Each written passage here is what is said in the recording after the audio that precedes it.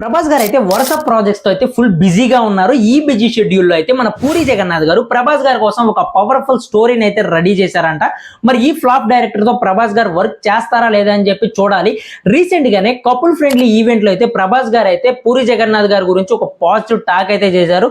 పూరి జగన్నాథ్ గారు రాసిన క్యారెక్టరైజేషన్స్ ఈ ప్రపంచంలో ఏ డైరెక్టర్ కూడా రాయలేరని చెప్పి అప్రిషియేట్ అయితే చేశారు. నేను బుజ్జిగడ్డి స్టోరీ విన్నప్పుడు నా మైండ్ అయితే ఫ్రీజ్ అయిపోయింది.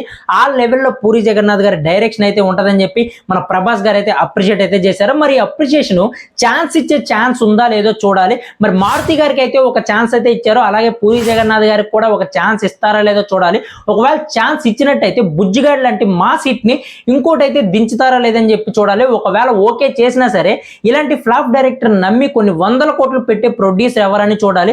ఒకవేళ ప్రభాస్ గారు తలుచుకుంటే అదంతా చాలా సింపుల్ అనమాట. ఒకవేళ ఓకే అయినా సరే ఈ ప్రాజెక్ట్స్ అన్ని అయ్యేసరికి 2030 వరకు కూడా టైం అయితే పట్టొచ్చు అనమాట.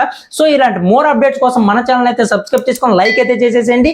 ఇన్స్టాలో ఎవరైతే చూస్తున్నారో ఫాలో కూడా కొట్టేసేయండి. Thank you for watching.